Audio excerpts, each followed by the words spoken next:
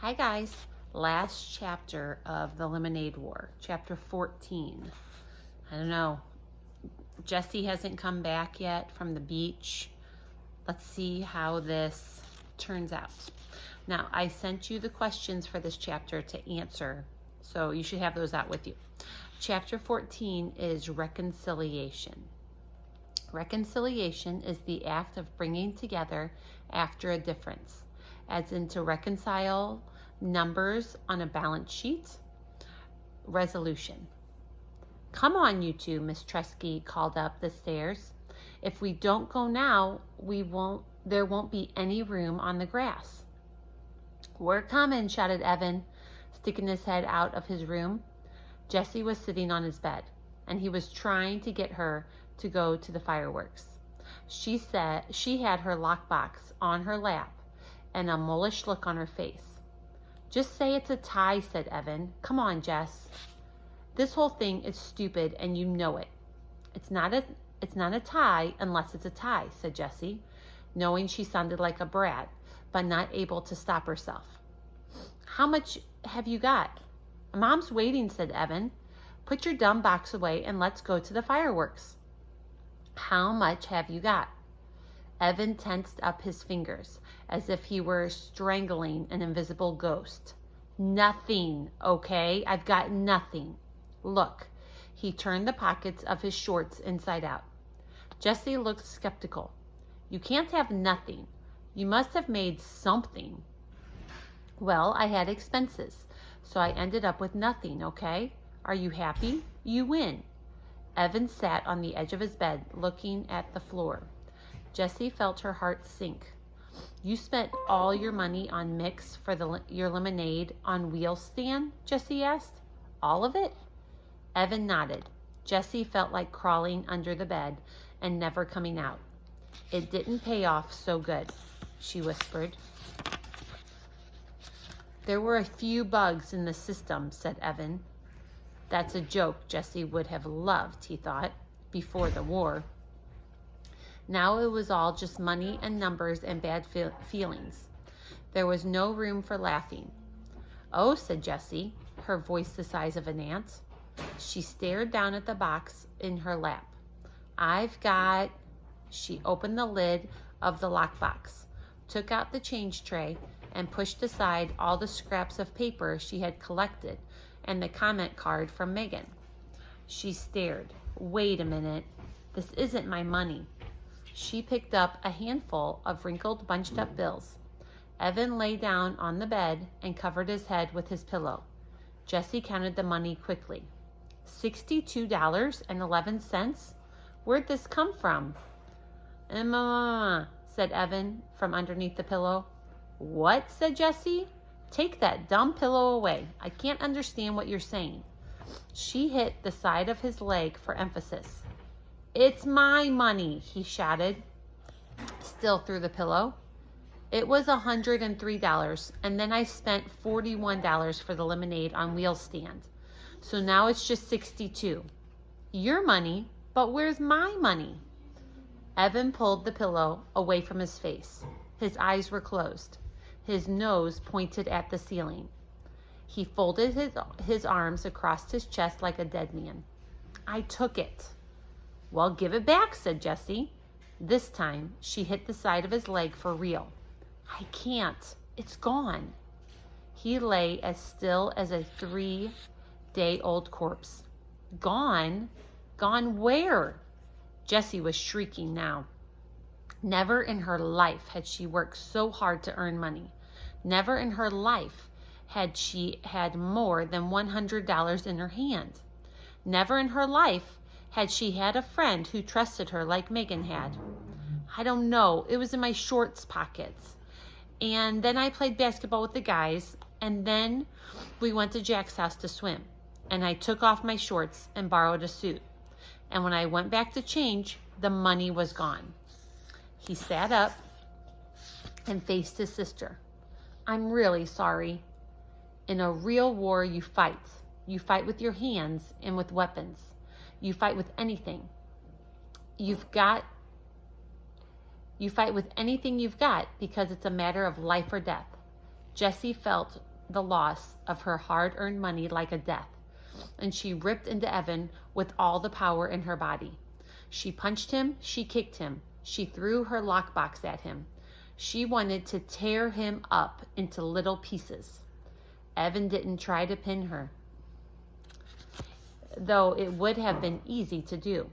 Part of him just wanted to lie on the bed and take it all, for being the one who started the whole thing by saying, "I hate you," for making Jessie feel so rotten about herself just because Evan felt so rotten about himself, for taking Jessie's money and losing it to Scott, for just being so stupid. But Jessie was really going at it, and if he didn't protect himself at least a little bit, he was going to end up in the emergency room, and that would upset his mom. So he kept his hands up in front of his face, just enough to keep Jessie from gouging out his eyes. But he never once tried to hit her back.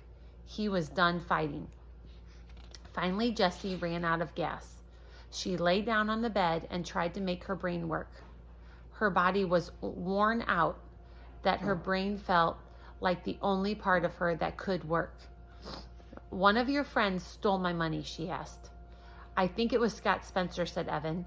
"He went upstairs to go to the bathroom, and then he came down all in a hurry and said he had to go home. After that, I went upstairs and the money was gone." "He's such a jerk," said Jessie. "The biggest," said Evan.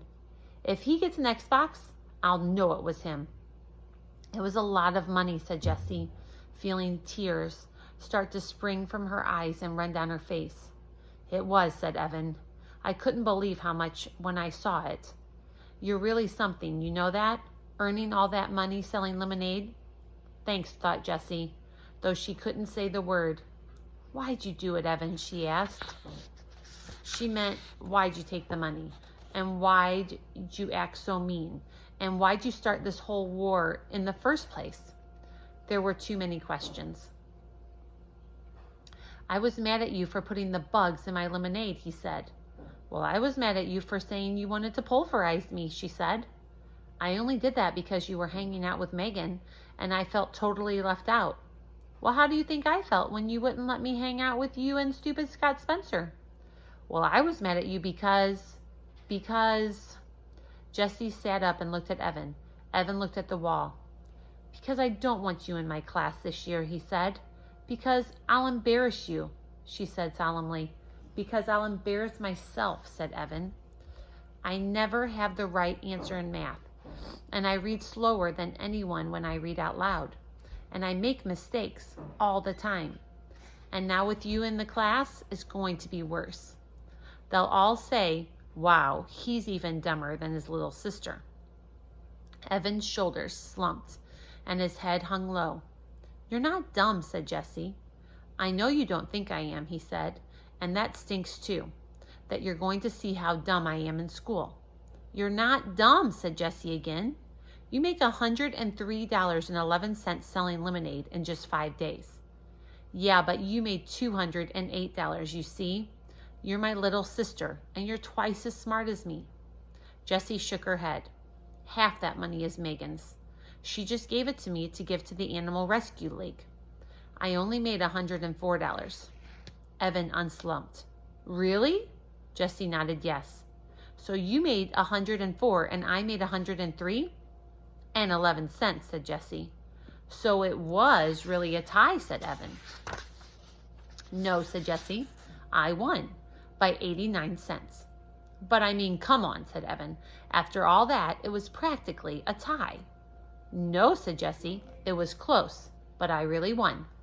"Wow, we pretty much tied," said Evan. Jessie decided to let it go.